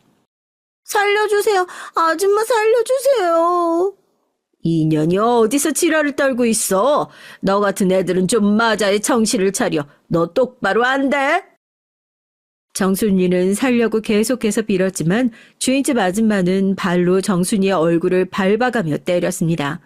나중엔 제가 정순이가 죽을까봐 무서워서 제발 그만하라고 주인 아줌마의 발을 잡고 빌게까지 했어요. 집안에서 소리가 커지자 이웃집 아줌마들이 하나 둘씩 나와보셨고 그제서야 아줌마 구타를 멈출 수 있었지만 정순이는 그때의 충격이 너무 컸는지 그 주인집을 밤중에 뛰어나가 버렸습니다. 그리고 정순이가 도망가자 안타깝게도 그 피해는 집에 남아있는 저희에게로 돌아왔어요. 네들 정순이 그년처럼 집 홀라당 나가버리면 내가 경찰서에 가서 바로 신고해버릴 거다. 그리고 어떻게든 찾아낼 거야. 찾아내서 아주 살가죽을 홀라당 다 벗겨버릴 거다. 정순이 인연도 내가 더 밟아줬어야 하는데 아주 한이네 한이야. 그때 주인집 아줌마의 말이 아직도 귓가에 선연해요. 그만큼 너무나 무서웠거든요. 전 속으로 정순이가 떠나 영영 돌아오지 않길 바라면서도 내심 앞으로 주인집 아줌마가 얼마나 더 무섭게 변할까 두려웠습니다. 그리고 한 가지 더 여기서 빼놓을 수 없는 인물이 있는데요. 오늘 사연의 주인공이기도 해요. 제가 통쾌한 복수를 선물해준 인물이거든요. 당시 제가 두려워했던 건 주인집 아줌마뿐만이 아니었어요. 바로 이 주인집의 실세이자 주인집 아줌마가 끔찍하게 사랑하는 외동딸 숙자가 있었습니다. 원래 주인집 아줌마는 아들과 딸을 골고루 낳을 계획이었다고 했지만 숙자 이후론 더 이상 자식이 들어서지 않아 얻게 된 유일한 외동딸이었어요. 그랬으니 얼마나 많은 사랑을 받았으며 자랐겠어요. 부잣집에서 태어난 숙자는 매일매일 좋은 옷을 입고 좋은 걸 먹으며 학교를 다녔고 저와 완전히 다른 삶을 살고 있었습니다. 전 실제로 숙자에게 아가씨라고 부르고는 했죠. 주인집 아줌마가 숙자에게만큼은 아가씨라고 부르게 시켰거든요. 그런데 숙자는 이 여자아인 정말 보통 내기가 아니었습니다. 주인집 아주머니의 판박이었고 가끔은 아줌마보다 더 영악하고 모질게 사람을 괴롭혀댔어요. 앞전에 정순이가 쇠집게로 맞고 도망갔다고 했잖아요. 이때 자기 엄마에게 쪼르르 달려가 정순이가 일을 하지 않았다고 이른 것도 숙자였습니다. 엄마, 정순이 쟤 혼자만 일 안 하고 놀았다? 우리 아빠 생신상 안 차렸으니까 엄마가 가서 혼내줘. 주인집 아줌마는 그 말에 열이 확 올라서 정순이를 쥐잡듯 잡은 것이었어요. 숙자는 그렇게 주인집 아줌마의 또 다른 눈이 되어 저희들을 감시하고 다녔습니다. 저희가 조금이라도 쉴 수 없도록 말이에요. 그 와중에 숙자는 저를 특히 예의주시하고 있었는데 저와 나이가 같아서이기도 했고 제가 주인집 아저씨에게 그나마 조금 예쁨을 받고 있었기 때문입니다. 자기 아빠의 사랑을 나눠 가지는 게 싫었는지 숙자는 저만 보면 어떻게든 더 괴롭히지 못해 안달이었어요. 그러다 어느 날은 조용히 절 부르더니 자기 학교 숙제를 떠넘기더라고요. 이거 다 해놔. 나 친구랑 놀다 올 거니까. 네? 이걸 어떻게 제가 해요? 전 공부라고는 모르는데. 아, 몰라. 네가 알아서 해. 모르면 거기 책 있잖아. 책 보고 하라고. 다행히 큰오빠에게 교육을 받아 글을 읽을 수는 있었지만 전 이미 어린 나이에 식모 들어와서 제대로 학교를 다니지도 못하는 아이였어요. 어떻게 제가 숙제를 할 수 있겠습니까? 하지만 이 또한 숙자에게 미움을 받을까 싶어 어떻게든 억지로 꾸역꾸역 숙제를 대신 해주기 시작했어요. 책을 보고 풀어보고 풀다 모르겠으면 또 책을 보고 그런 식으로 숙제를 대행을 했죠. 그 후로 숙자는 저에게 학교 숙제 같은 것들을 꾸준히 떠맡겼습니다. 전 일이 다 끝나고 남는 시간 쉬지도 못하고 숙자의 숙제를 대행해줬죠. 물론 숙자는 단 한 번도 제게 고맙다 하지 않았어요. 한여 주제에 머리는 좀 돌아가나 보다 하며 절 비웃기 일쑤였죠. 그러던 어느 날 사건이 벌어지고 말았는데요. 제가 숙제를 대신 해줬다는 걸 주인집 아줌마 아저씨가 알게 된 겁니다. 다른 건 몰라도 교육에 진심이었던 숙자네 아버진 숙자를 불러 크게 야단을 쳤고 저 역시 옆에 같이 무릎을 꿇고 앉아 혼이 났어요. 너 숙자 학교에 보내줬더니 뭐하고 돌아치는 거야? 내가 너 공부 안 하고 싸돌아다닐 때부터 알아봤다. 어디 할 짓이 없어서 네가 해야 할 숙제를 미주한테 시켜. 너 그 정도로 모자란 놈이야? 주인집 아저씨는 한번 화가 나면 굉장히 무서워지는 성격이었기에 숙자는 그의 아무 말도 못하고 눈물만 뚝뚝 떨궜어요. 그땐 저도 덩달아 무서워서 벌벌 속으로 떨고 있었죠. 그런데 숙자가 그냥 잘못한 일에 대해 혼나고 넘어갔으면 될 것을 갑자기 뭐가 억울하고 분했는지 거짓말을 하는 겁니다. 자기가 숙제를 시킨 게 아니라 제가 숙제를 해주고 싶다고 졸라서 한마디로 제가 원해서 맡긴 것이라고요. 아빠 진짜예요. 나는 숙제 내가 하려고 했는데 글쎄 미주가 얘가 괜히 자기도 공부하고 싶다면서 책을 뺏어갔다니까요. 책을 뺏어가는데 내가 어쩔 도리가 없잖아요. 아빠, 미주 얘 되게 욕심 많아요. 내가 학교 다니는 거 엄청 시샘하고 부러워했다니까요. 난 아무 잘못도 없다고요. 뭐? 이놈의 자식이 거짓말까지 하는 거야? 그래, 오냐 알았다. 미주, 너가 말해봐. 솔직하게 말해야 된다. 숙자의 눈치가 보이긴 했지만 전 사실대로 말했죠. 숙자가 시켰고 그걸 거절하면 안 좋은 일을 당하게 될까봐 어쩔 수 없이 한 거라고요. 여기서 거짓말을 해봤자 상황만 더 안 좋아질 게 뻔했거든요. 역시나 주인집 아저씨는 더 화가 나셔선 얼굴색이 완연히 달라지셨고 숙자를 학교에 더 이상 보내지 않겠다는 말까지 나오셨습니다. 내가 열심히 벌어 먹이고 살면 뭐하냐. 계집애가 공부도 안 하고 매일같이 놀러 다니게 바쁜데 됐다. 너 같은 애한텐 돈 들여 학교 보내줄 필요 없어. 숙자는 그 말에 엉엉 울며 잘못했다고 빌었지만 아저씨는 결정을 물을 기미를 안 보이셨어요. 주인집 아주머니와 숙자가 함께 며칠을 싹싹 빌어서 다시 학교로 가게 됐지만요. 그런데 문제는 여기서부터였습니다. 숙자가 절 어떤 밀고자로 생각한 것인지 그 후로부턴 저만 보면 살기 어린 눈빛으로 가만두지 않겠다는 말을 하더라고요. 하녀 주제, 내 똥이나 치워도 모자랄려니? 감히 네가 그딴 말을 해서 날 곤란하게 해? 너 때문에 아빠한테 뺨까지 맞았잖아. 아니야, 숙자야.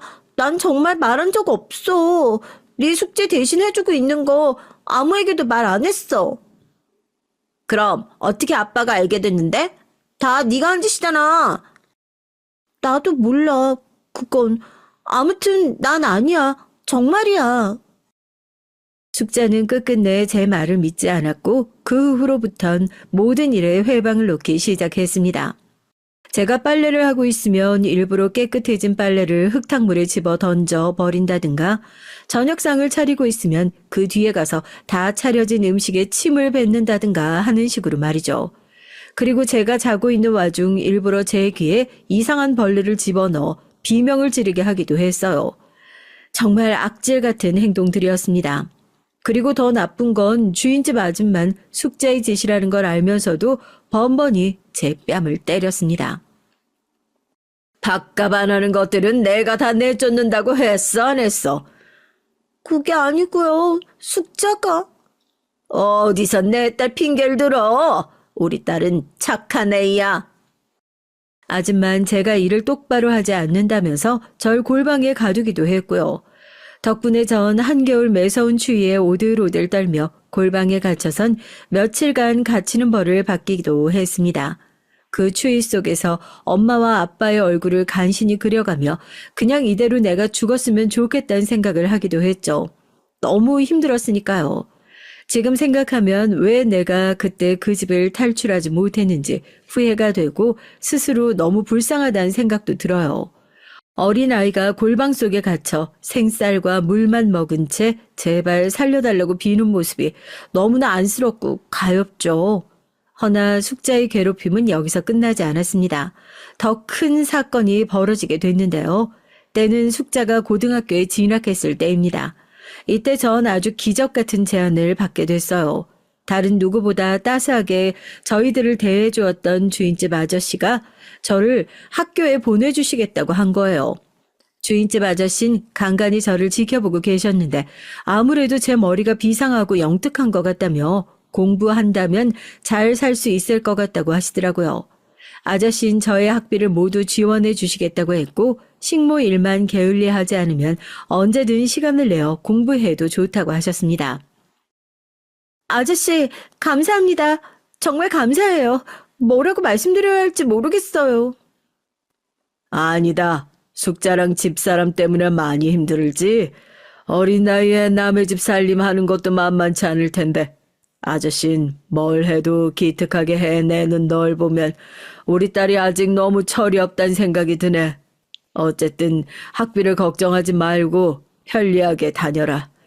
배우고 싶은 거 마음껏 배워도 배움에도 때가 있는데 때를 놓치면 안 되는 거란다. 네, 알겠어요, 아저씨. 감사합니다. 정말 감사합니다. 전 이 계기로 꿈에 그리던 학교에 다닐 수 있었고 하고 싶은 공부를 마음껏 할 수 있었죠. 중학교 과정을 밟지 못했지만 전 금방 공부의 속도를 따라잡을 수 있었습니다. 아저씨 말대로 제가 공부머리가 있었던 것인지 배운 건 까먹지 않고 바로바로 암기할 수 있더라고요. 어느새 제 석찬 놀랍게도 상위권으로 가게 됐고 이에 학교 선생님들 모두 대단하다며 절 눈여겨보기 시작했어요. 저 또한 놀랐죠. 제가 이런 성과를 낼 수 있는 사람인지 처음 알았으니까요. 밥 짓고 빨래하는 것 말고는 그 어떤 것도 해낼 수 없는 사람이라고 저 스스로도 생각했는데 시험을 거듭하면 할수록 점점 바뀌는 석차 숫자에 모두가 놀랐어요. 주인집 아줌만 역시나 질투를 하셨고 왜 절 굳이 학교에 보내냐며 주인집 아저씨를 타박하셨죠. 자기 딸 숙자가 저에 비해 한창 뒤떨어져 있으니 불안했나 봅니다. 공부 잘한다는 선생까지 데려와 별수를 다 써보는 것 같았지만 전 계속해서 상승세였고 이 상승세를 꺾을 수 있는 건 아무것도 없었죠. 내가 널 학교에 보내길 잘한 것 같구나. 장하다 미주야. 그리고 이를 진심으로 축하해주는 건 주인집 아저씨뿐이었습니다. 전 아저씨의 은혜에 보답하기 위해서라도 더 열심히 해야 한다고 생각했어요. 혹여라도 제가 꽤 괜찮은 사람이 된다면 학비를 꼭 갚아드리고 싶었거든요. 대학은 설사 가지 못하더라도 무언가 제게 다른 길이 있을 수도 있다는 생각을 아마 전 그때 처음 해봤던 것 같습니다. 그래, 미주야. 네가 원한다면 뭐든 할 수 있어. 사람이 머리만 똑똑하면 개천에서도 용이 나오는 법이거든. 너도 그 용이 될 수 있다. 나도 우리 집이 너무 가난해서 내가 어떻게든 아등바등 집안 살리려고 발버둥 치다가 여기까지 왔어. 너라고 안 될 게 뭐가 있겠니? 네, 아저씨. 저 정말 열심히 할게요.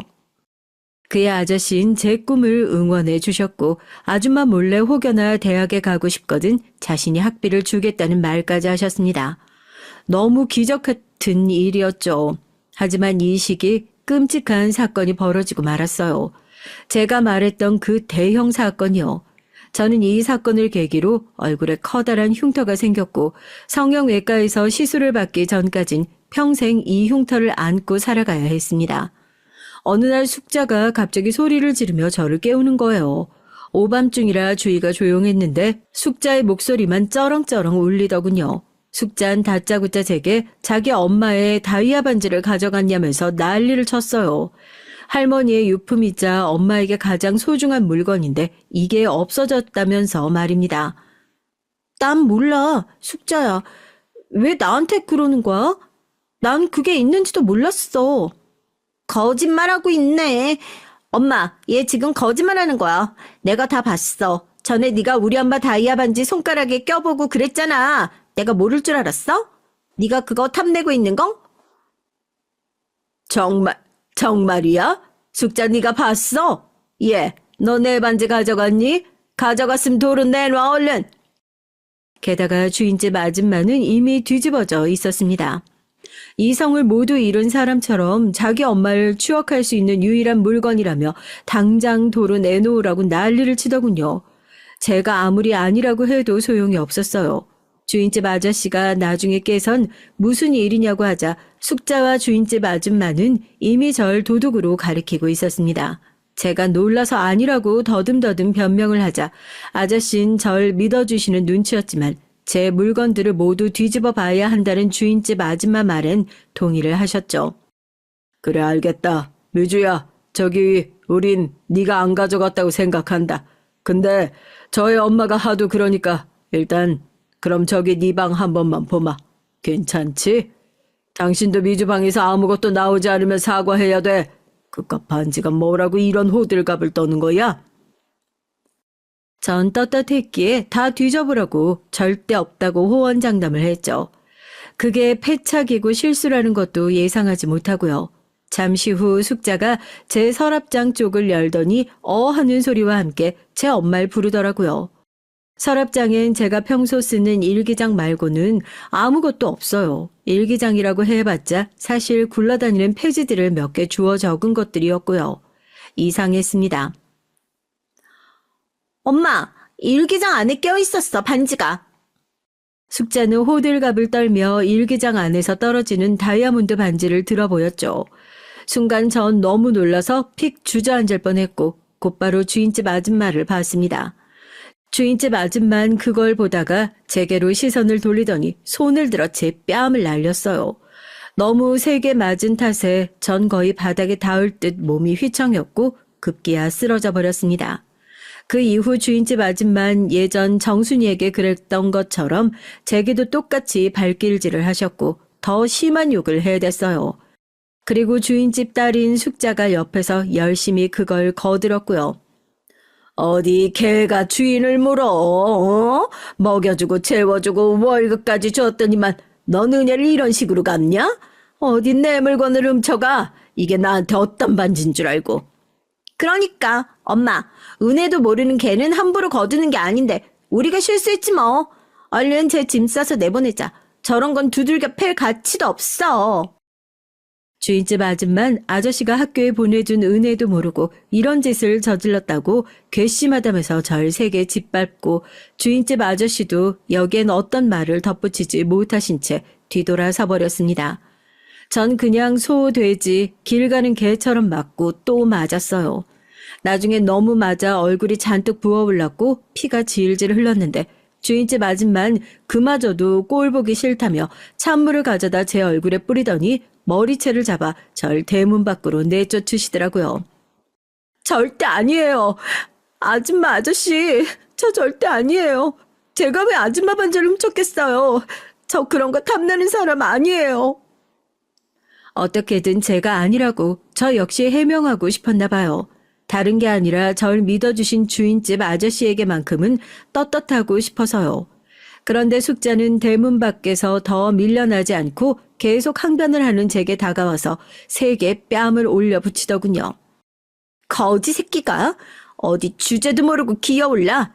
야, 이 다이아몬드 반지 네 몸값보다 비싼 거야. 전 숙자가 일부러 벌인 짓인 것을 알고 있었죠. 그래서 더 억울하고 분했지만 숙자는 끝까지 아주 뻔뻔한 얼굴로 웃어 보이며 절 도둑으로 몰아갔습니다. 그렇게 전 제가 성심을 다해 일하던 곳에서 잔뜩 얻어맞은 채 쫓겨나게 됐고 그게 주인집에서 마지막 기억이에요. 그 이후 전 갈 곳이 딱히 없었기에 어디 화장실 같은 곳에 들어가 잠깐 눈을 붙였다가 친정의 품이 생각나 도망치듯 기차를 타고 할머니 댁으로 향했습니다. 그저 엄마와 아빠의 얼굴이 너무 보고 싶었어요. 과연 엄마와 아빠가 날 반겨주실까 두려움은 있었지만 막상 할머니 댁에 도착하고 나선 눈에 뵈는 거 없이 엄마와 아빠를 부르며 뛰쳐 들어갔죠.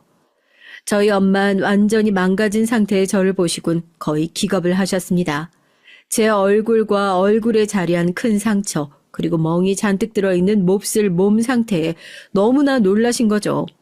친정엄만 절 붙들고 한참을 우시며 모든 게 자기 죄라고 한탄을 하셨습니다.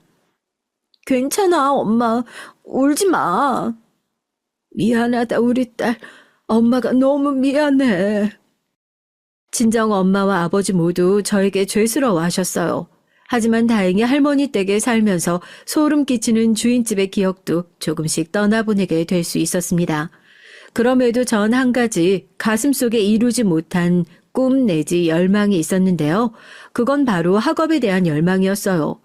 고등학교는 비록 다 마치지 못했지만 공부를 잘했던 가닥이 있었기에 전 엄마에게 검정고시를 보고 대학에 가고 싶다고 했고 대학 학비는 제가 벌어 다니겠다고 말했습니다.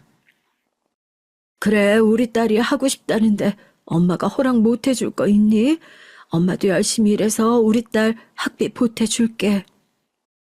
너무 감사하게도 친정엄만 제가 식모살이를 하며 얻은 얼굴의 상처가 가슴이 아팠는지 공장에 들어가 일을 하셔서라도 학비를 도와주시겠다고 했어요. 그리고 그때 하늘에서 가여운 절 조금 도운 것인지 할머니가 돌아가시면서 제게 시골 땅을 남겨주셨기에 그 땅을 팔아 대학 학비를 보낼 수도 있었죠. 그렇게 전 두 번째 인생을 살게 됐습니다. 전 대학을 들어간 직후를 제 두 번째 인생이라고 얘기를 하고 다니는데요. 왜냐하면 대학에 들어가서 남편도 만났고 이후엔 결혼도 했기 때문입니다. 남편은 저와 달리 부유한 집에서 태어나 여유롭게 공부를 한 사람이었는데요. 비록 저와 살아온 환경은 달랐지만 공유하는 가치관이나 성격은 잘 맞았습니다. 제 얼굴의 흉터도 신경 쓰지 않았고요. 그래서 대학 내내 만남을 가져오다 결혼을 하게 됐어요. 걱정했지만 시부모님도 무난한 성격이었고 저희 친정이 못 사는 걸 아시면서도 절 맏며느리로 반겨주셨습니다. 남편은 참고로 동생 둘을 둔 장남이었는데 도련님들이 아직 다들 어려서 저와 남편이 도련님 용돈도 주고 어느 정도 보살펴주면서 함께 지내게 됐죠. 시댁에 합가히 지내는 삶이라 하면 불편하기도 하고 시부모님 모시느라 조금 힘들기도 하지만 그럼에도 불구하고 전 워낙에 힘든 생활을 했었기에 그저 가정이 주는 따스함과 그 든든한 울타리가 참으로 좋았던 것 같습니다. 집에서 아기를 키우고 도련님들을 챙겨드리고 나중에 시부모님이 조금 아프셨을 때 보살펴드리는 것도 그리 아주 힘들지만은 않았어요. 제가 해야 할 일이라고 생각했고 시부모님도 남편도 모두 저에게 고마워했기에 버틸 수 있었습니다. 그러다 시아버지가 운영하시는 회사에 약간 문제가 생기시면서 시댁의 가세가 급격히 기울어졌는데요. 이 역시 저희 친정 아빠가 겪은 상황과 크게 다르지 않아 더 마음이 아팠습니다. 시아버지는 당시에 화장품 관련 사업을 하고 계셨는데 친한 지인분에게 사기를 맞아 상당수의 돈을 잃으신 상태였어요. 말씀을 들어보니 고향에서 동고동락한 중마고우라고 하더라고요. 시아버지도 배신감에 정신이 말이 아니었고 그 여파 때문인지 기억력도 전과 같지 않게 오락가락 하시더라고요. 그런 모습을 지켜보고 있자니 전 이 가정의 한가운데에서 내가 이제 무엇을 해야 할지 어디를 보아야 할지 고민도 되고 걱정도 됐습니다. 그러다 시아버지가 완전히 병환으로 알아눕게 되시면서 갑자기 어머님이 절 시댁으로 부르시더라고요. 이때 어머님이 하신 말씀은 당시로선 상당히 충격적이었습니다. 애기야, 네 아버님 하던 사업 말이다. 네가 물려받는 게 어떻겠니? 네? 아니, 남편도 아니고 제가요? 그래, 내 아들 내가 키워 잘 알지만 저놈은 사업할 배짱은 없는 녀석이다. 사업 머리도 그렇고 왜 옛말에 사업할 사람은 따로 있다고 하지 않니? 난 그게 왠지 너 같구나. 네가 옛날부터 네 시아버지한테 이것저것 사업적으로 조언해줬던 것들이 다 좋은 방향으로 먹히지 않았니? 이는 이제 일어날 기미가 보이지 않으니 나도 선택을 해야 돼. 난 네가 우리 집 가업을 이끌어줬으면 좋겠다. 하지만 어머님, 전 집에서 살림만 했던 여자고 제가 아버님께 드렸던 조언은 정말 작은 것들이라서요. 가업을 이어나간다는 게 좀 부담스러워요. 차라리 도련님이 하시면 몰라도요. 아이고, 네 도련님들이나 네 남편이나 다 똑같아. 내 배에서 나온 놈들인데 내가 모를까? 그러지 말고 네 감을 믿고 한번 해보는 게 어떻겠어? 거기에 시어머니인 시아버지께서도 후계자로 절 점찍어 놓고 계셨다며 덧붙이셨습니다. 전 얼떨떨했죠. 아무리 그래도 제가 갑자기 사업이라니 뛰어든다 해도 잘 해낼진 미지수였습니다. 한 번도 해본 적이 없었으니까요. 그래서 일단 남편한테 일을 털어놓고 상의를 해봤는데요. 기분 나빠할 줄 알았던 남편은 의외의 반응을 보였어요. 엄마가 그런 말씀을 하셨어? 그래, 나도 아버지가 당신을 점찍어두고 있을 줄 알았지. 내심 속으론 알고 있었는데 당신 부담스러울까봐 말은 안 했어. 그래, 난 찬성이야. 당신이 한다면 잘할 수 있을 거라고 생각해. 나도 열심히 옆에서 서포트 해줄게. 한번 해보자. 남편까지 찬성을 하고 도련님들도 적극적으로 제가 이끌어가야 한다고 하니 그야말로 얼떨떨했지만 이상하게 든든한 느낌도 들고 이렇게 나를 믿어주는데 한번 해볼까 하는 생각도 들었습니다. 저 혼자 하는 거라면 당연히 두렵고 무섭겠지만 뒤에서 남편과 도련님들이 열심히 도와준다고 하니까 해볼만 하다는 생각이 들었어요. 그래서 일단 아버님의 사업을 제가 물려받기로 하고 몇 년간 사업을 되살리기 위해 열심히 했습니다.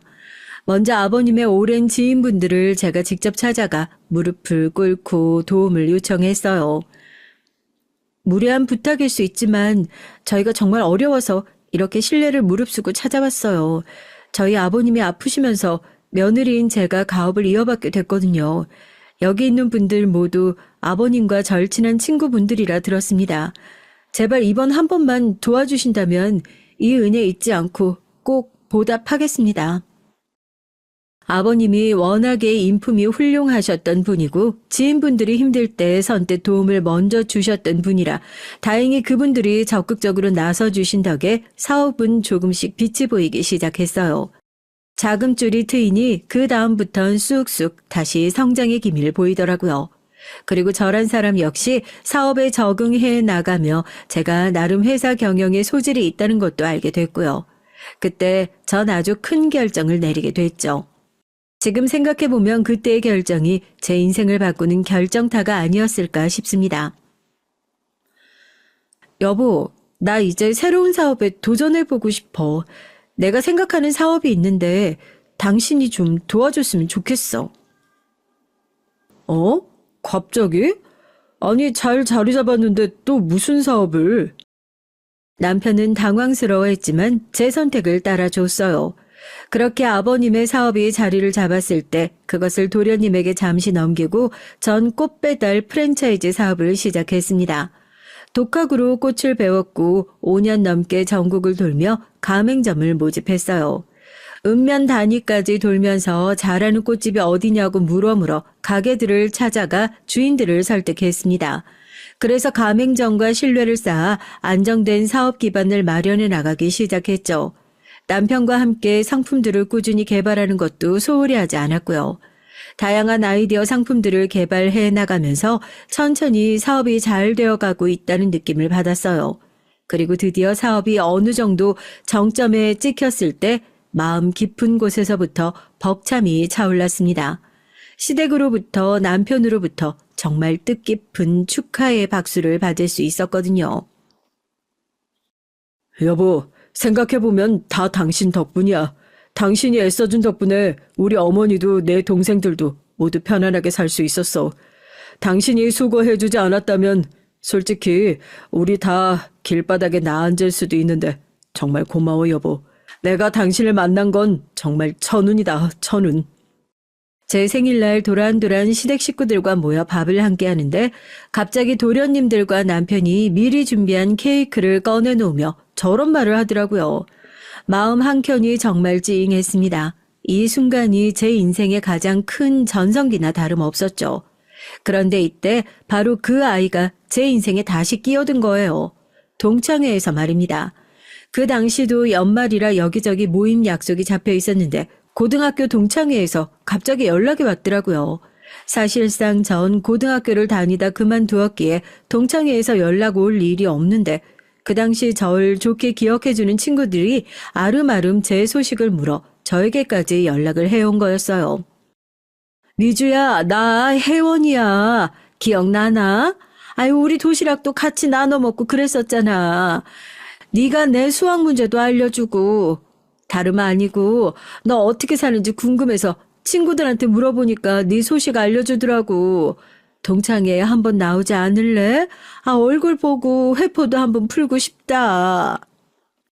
저에게 연락 온 친구 혜원이는 시간이 아주 많이 흘렀지만 어렴풋이 기억에 났어요. 코가 동글동글하고 눈이 작은 친구였죠.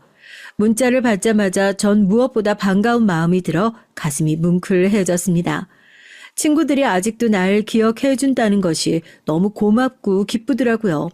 그래서 알겠다고 곧바로 수락하고 동창회에 갈 날을 기다렸어요. 그리고 속으로 혹시 마주치게 될 숙제에 대해서도 염두에 뒀습니다. 만약 마주친다면 어떻게 변해 있을지, 어떤 얼굴일지도 무척 궁금했고요. 전 이날 남편과 함께 가고 싶었지만 남편이 바빠서 참석하지 못했고 저 혼자 가게 됐는데요. 설레는 마음으로 기사의 차를 타고 동창회 장소에 도착한 순간 나이를 아주 많이 먹은 옛 친구들 얼굴이 하나 둘 눈에 들어오더라고요. 신기하게도 주름이 자글자글한 얼굴 속에 제가 기억하는 앳된 얼굴들이 남아 있었습니다. 야, 혜원아, 나 미주야. 고마워 연락 줘서. 그나저나 너무 반갑다. 이렇게 연락이 된 게 어디야. 죽기 전에 볼 수 있어서 너무 다행이다. 처음엔 어색했지만 얘기를 하다 보니까 어색함은 사라지고 차츰 옛날 시절 그 수줍고 풋풋하던 고등학교 시절의 사람이 되어가고 있었어요. 다들 모두 그 시절 어제처럼 기억하고 있었고 그것에 대한 감회가 참 남달랐습니다. 어느새 다들 약간 술이 올라 막 웃고 떠들고 있는데 세월이 흘러도 변하지 않는 우정에 대해서 다시금 생각하게 되더라고요. 몇 친구들은 운이 안 좋게 세상을 떠나거나 혹은 아파서 참석을 못한 친구들도 있었지만 그럼에도 함께 있을 수 있다는 것 자체가 감사했어요. 그리고 더러 아파서 누워있는 친구들의 소식을 알게 됐을 땐 마음이 안 좋았죠. 그런데 그때였습니다. 갑자기 문을 열고 누군가 들어오는데 명품으로 치장한 여자더라고요. 전 한눈에 알아볼 수 있었습니다. 주름이 많은 얼굴임에도 그걸 가리기 위해 진한 화장을 하고 있는 안 어울리는 금목걸이를 주렁주렁 매달고 있는 여자. 바로 저를 그토록 괴롭혔던 숙자였어요. 숙자가 들어오자 모두 약속한 듯 분위기가 싸늘해졌습니다. 어쩐지 반기지 않는 기색이었고요. 숙자는 고등학교를 다닐 때도 친구들에게 한 번도 살갑게 군 적이 없고 오히려 자기보다 가난하고 약한 애들을 괴롭히고 다녔으니 어떻게 보면 반기는 게 이상했죠. 저 역시 인간인지라 그때 일이 더럭 생각나 표정이 싹 굳었습니다. 미주야, 난 숙자까지 올 줄은 몰랐다. 숙자쟤 저번 동창회 이후로 나 안 온다고 선언했는데 갑자기 무슨 바람이 불어서 왔대니?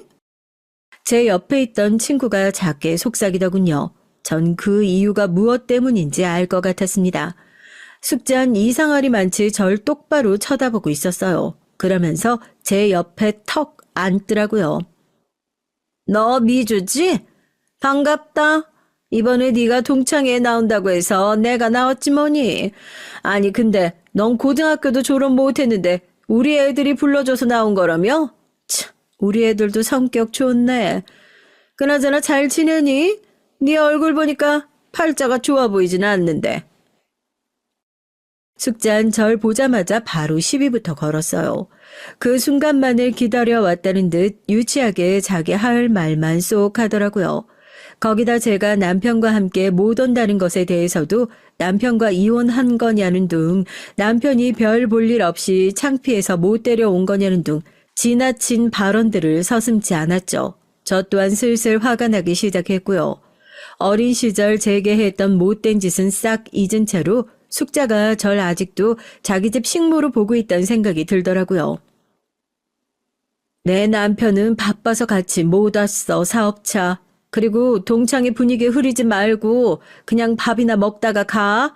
괜히 시비 걸지 말고 뭐 하는 짓이니? 애들도 다 불편해하잖아. 어머, 너 말 웃기게 한다. 내가 언제 시비를 걸었다 그래? 아니, 그나저나 너 요즘 어떻게 살고 있니? 나 네 소식 되게 궁금했거든. 뭐 어디 식당 같은 데서 일하니? 뭐? 아니 너 옛날에 우리 집 일 되게 잘해줬잖아. 네가 어린데도 요리 솜씨는 좋았는데 그거 잘 살려서 식당이나 하고 있으면 좋겠다 싶었는데 말이야. 그러면서 숙잔 슬그머니 제가 식모였을 적의 얘기를 꺼냈습니다. 순식간에 제 표정도 서늘해졌고요. 어린 시절 손이 베일 만큼 찬 얼음물에 동동거리며 빨래를 하고 밥을 했던 아픈 기억이 떠오르더라고요. 그리고 늘 그것을 우습다는 듯 조소하며 바라봤던 숙자도 함께 말이죠. 저와 숙자 사이의 분위기가 이상해지자 아무렇지도 않게 웃고 떠들던 아이들은 슬슬 저희 쪽으로 시선이 쏠렸습니다. 고등학교 때 아이들은 제가 숙자네 집 식모였다는 사실을 알고 있었지만 모른 척 해주고 있었거든요. 그런데 숙자가 와서 자기 입으로 그것도 일부러 떠들어 제끼고 있으니 저를 불렀던 친구 한 명이 숙자에게 그만하라고 따끔하게 한마디 하더군요. 숙자야, 너 왜 동창회 날까지 미주 괴롭히고 그러니? 고등학교 때 그만큼 괴롭혔으면 됐지. 네가 일부러 미주 도시락 못 먹게 하려고 엎어버리고 칼로 옷 찢어버리고 그랬던 거 우리가 모를 줄 알아? 다 알고 있어. 그러니까 그만 자숙해. 친구가 대신 나서 그렇게 말해주자 고마웠습니다. 근데 숙잔 정말 뻔뻔하더라고요. 어린 시절 그 영악하고 싸가지 없던 성격을 한치도 바꾸지 않고 그럴 생각도 없이 그대로 가지고 살아온 것 같았어요. 내가 언제 그랬어, 얘. 우리 집 식모였어. 식모가 우리 아빠 덕분에 학교까지 다니고 호강을 누렸는데 나를 봐도 감사한 줄 알아야지. 얘 그때나 지금이나 나한테 고맙다는 말 한마디를 안 하잖아. 미주 넌 감사한 줄 알아야 된다. 나한테 절을 해도 모자르지. 내가 왜 너한테 고맙다고 해야 되는데? 너희 아버지가 도와줬지 네가 날 도와줬니? 그리고 너야말로 그렇게 날 어린 시절 괴롭혀댔으면 오랜만에 만났다 하더라도 사과부터 하는 게 예의에 맞지. 어디 눈을 똑바로 들고 나한테 고마워해라 어쩌라 명령이야? 제가 반격할 줄 몰랐는지 숙자는 순간 당황해했습니다. 그리고 잠시 조용해졌는데요. 그때 서빙하시는 분과 함께 숙자의 남편이 들어왔어요. 숙자의 남편을 보는 순간 이번엔 제가 당황하고 말았는데요. 왜냐하면 숙자의 남편은 저희 남편 회사 직원이었기 때문이에요. 남편 회사라 하면 제가 다시 일으킨 시아버지의 화장품 회사였죠. 잠깐 도련님에게 넘어갔다 남편이 다시 경영권을 잡고 있는 회사였습니다. 그런데 그 직원은 남편의 비서였어요. 모를 수가 없는 얼굴이었죠. 숙자의 남편도 곧바로 제 얼굴을 알아보고 화들짝 놀란 기색이었지만 제가 아무 말 하고 있지 않자 일단 눈치껏 인사를 하고 난더군요. 여기서 굳이 숙자의 남편을 남편 회사 직원이라고 소개하고 싶진 않았습니다. 그렇게 한다면 숙자를 톡톡히 망신 줄 수는 있겠지만 똑같이 저급하게 굴고 싶진 않더라고요. 다만 이미 숙자 때문에 기분이 한 차례 망친 마당에 더 앉아있고 싶지 않아 가려고 했어요. 친구들도 받겠다. 숙자로 인해 아픈 기억을 들쑤시고 싶지 않았거든요. 그런데 그때였습니다. 어머, 얘들아, 내 다이아 반지 없어졌다. 어머, 어떡해? 그거 우리 남편이 결혼기념일날 사준 건데 어떡하면 좋아? 마치 데자뷰 같았습니다. 숙자는 계속해서 자기 가방을 뒤지더니 아무래도 안 되겠다며 화장실까지 다녀오고 식당 직원에게 찾아주지 않으면 식당을 뒤집어 엎겠다는 말도 안 되는 엄포까지 놨어요. 진상짓을 하는 건 그때나 지금이나 똑같더라고요. 더 상황에 끼고 싶지 않았던 전 친구들에게 그만 인사를 고하고 자리를 떠나려고 했죠. 그런데 숙자가 갑자기 아주 어이없는 이유로 절 붙잡더라고요. 야, 이미주, 너 가방 쏟아봐. 뭐라고? 네 가방 말이야. 너 아까부터 자꾸 가방에 손이 가 있던데 거기 뭐 있는지 내가 좀 봐야겠어. 아, 뭐해? 얼른 가방 부어, 테이블에. 안 부으면 난 네가 가져갔다고 생각할 거니까 지금 바로 경찰서에 전화할 거야. 내가 경찰 쪽에 인맥이 얼마나 많은지 알아? 이번에도 숙자는 절 도둑으로 몰려고 하고 있었어요. 정말이지 그때 기억이 샘솟으며 주먹이 부들부들 떨리더라고요. 내 가방에 없으면 어떡할 건데? 너 내 가방에 없으면 어떡하려고? 내 가방을 지금 검사하겠다는 건데? 야, 심증이 있으니까 뒤져보자는 거지. 내가 괜히 이러니? 너 아까부터 계속 내 명품 가방이며 옷이며 흘끗흘끗 쳐다봤잖아. 내가 모를 줄 알아? 역시 거지근성 어디 안 가는가 봐. 아, 됐고 얼른 가방 부어. 그 다이아 반지 찾아야 되겠으니까. 그때 순간 어린 시절 눈물나게 숙자 엄마에게 매타작을 당했던 기억이 떠오르며 저도 모르게 손이 올라갔어요. 그런데 일이 일어난 거죠. 숙자 남편이 저보다 더 빠르게 움직여 숙자의 뺨을 내려친 겁니다. 순식간에 일어난 일에 동창의 친구들 포함해 모두가 놀라 눈을 껌뻑였어요. 사모님 죄송합니다. 저희 와이프가 실례를 하고 말았네요. 정말 죄송합니다.